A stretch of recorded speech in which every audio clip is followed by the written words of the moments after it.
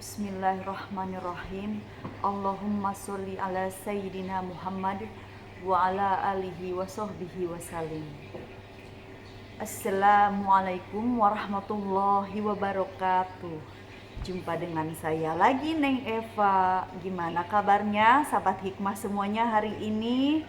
Yang soleh dan solehah, yang baik hatinya, yang cantik dan yang ganteng lahir batinnya, yang tidak sombong, rajin menabung, serta rajin sedekah. Semoga hari ini sehat-sehat walafiat dan dalam lindungan Allah Subhanahu wa Ta'ala.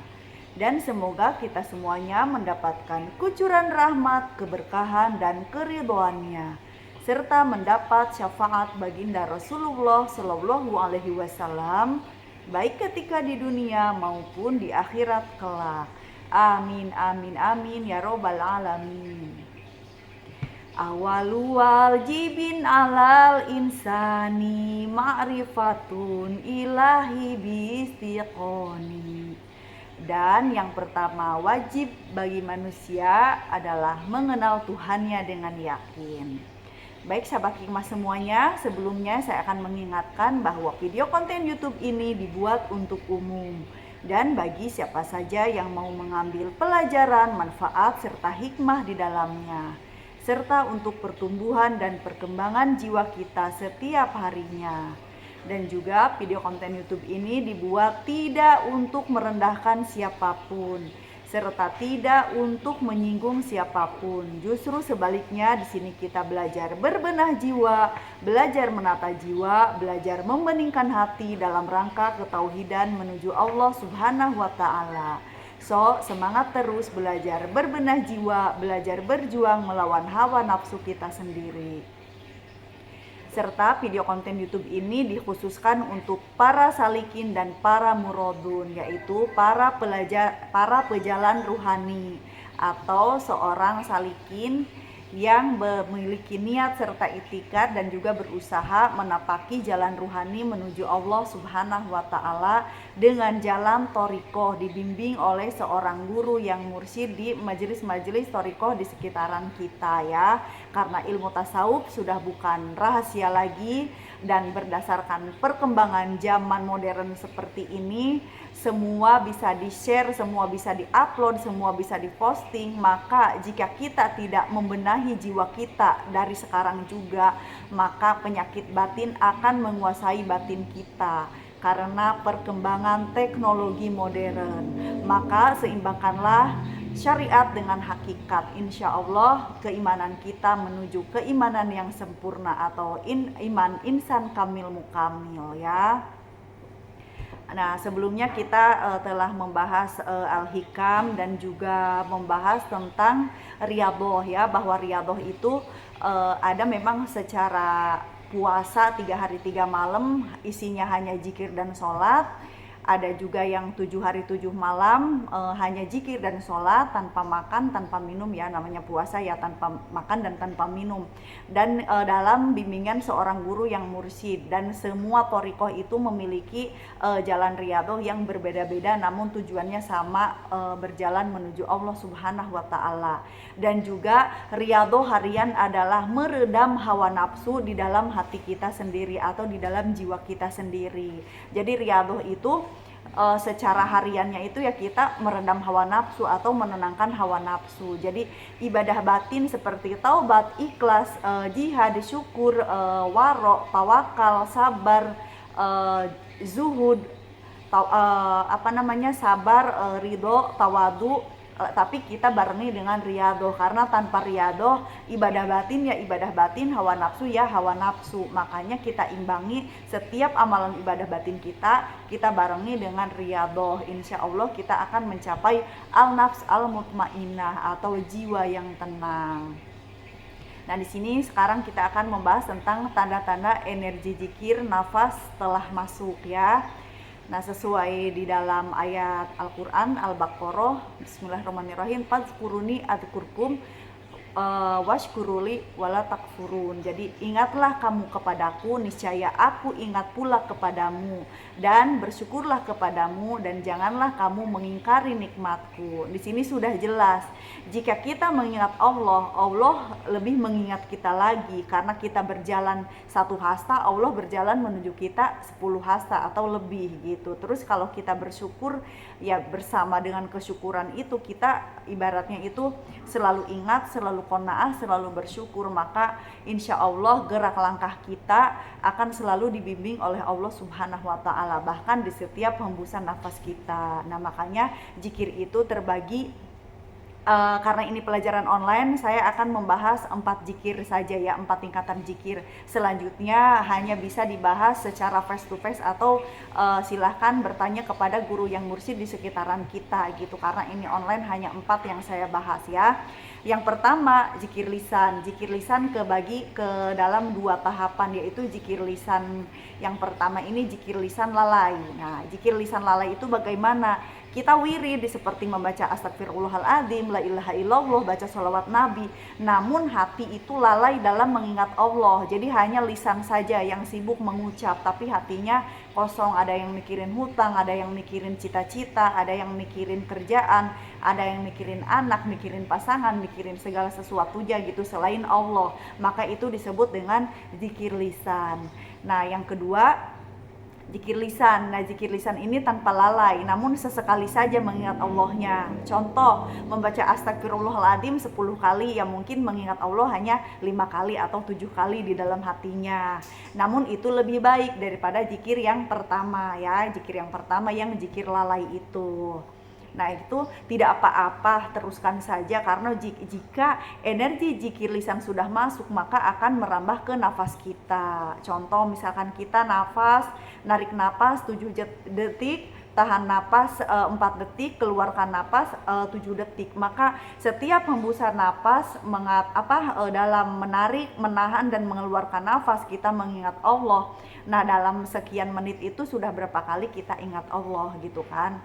Nah, makanya kalau memang sudah istiqomah dalam berzikir lisan, maka tingkatkanlah zikir lisan dengan mengatur nafas kita. Maka insya Allah hembusan nafas kita akan menjadi zikir, akan menjadi tasbih, mengagungkan Allah di dalam nafas kita, disertai dengan wiridan atau zikir lisan tersebut ya.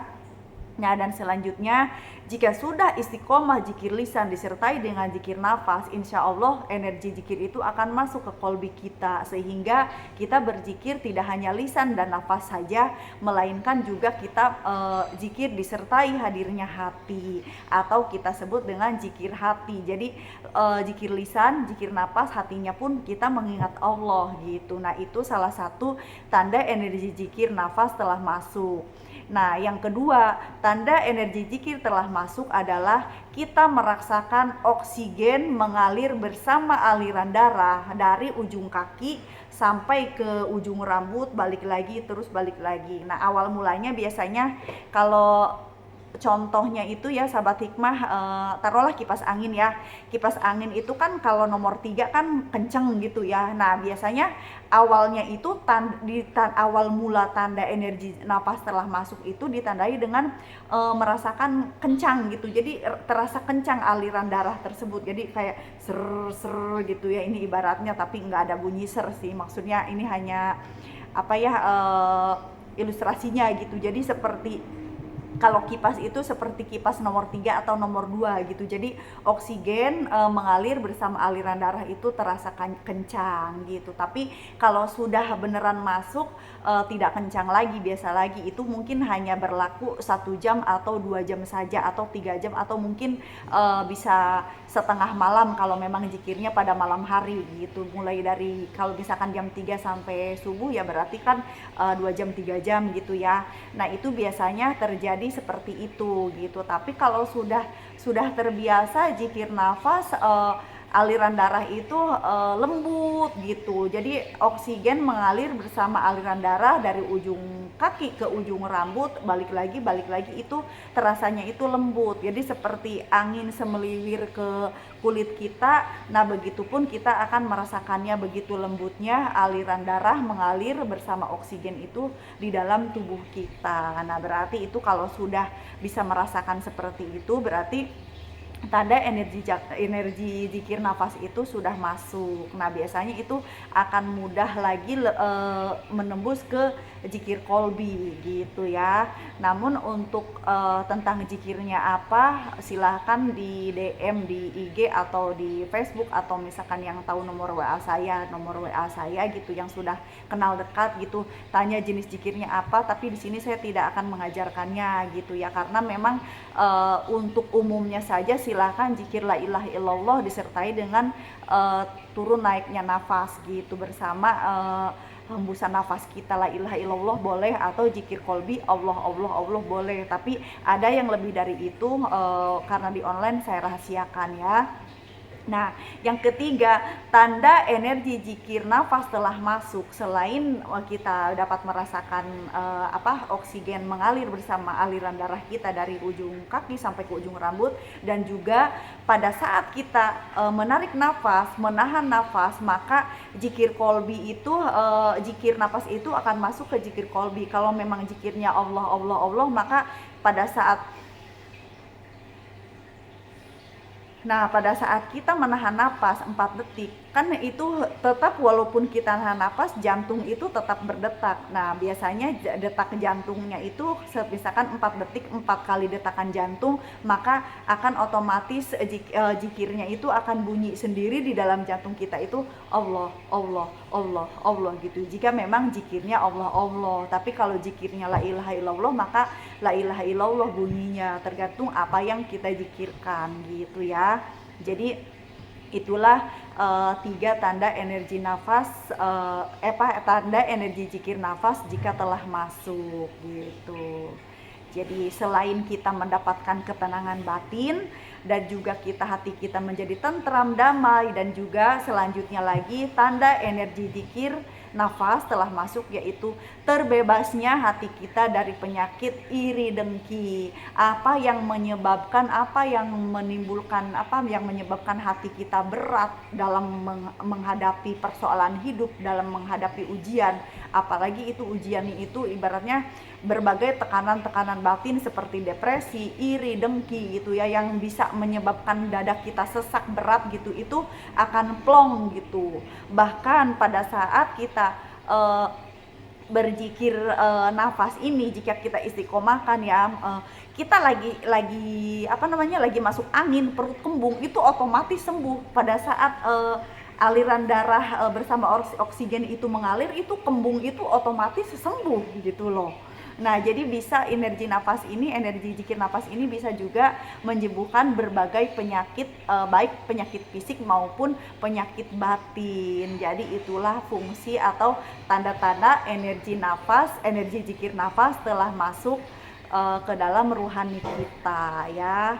Jadi semoga bisa difahami dan bisa diistiqomahkan, karena setiap thoriqoh itu berbeda-beda ya. Mursyid itu mengajarkannya, ada yang kita wajib wirid itu 3.000 satu hari, itu wajib. Kalau memang tidak bisa hari ini, besokannya harus double, karena sudah perjanjian dengan Syang Mursyid, berjanji kepada Allah kita akan wirid selama satu hari itu misalkan minimal 3.000, itu harus tiap hari. Nah, silahkan dibarengi dengan zikir nafas gitu, agar masuk ke hembusan nafas kita, sehingga nafas kita pun menjadi suatu ibadah gitu ya. Dan kita juga setiap hembusan nafas kita dalam bimbingan Allah Subhanahu wa taala, insyaallah, amin ya.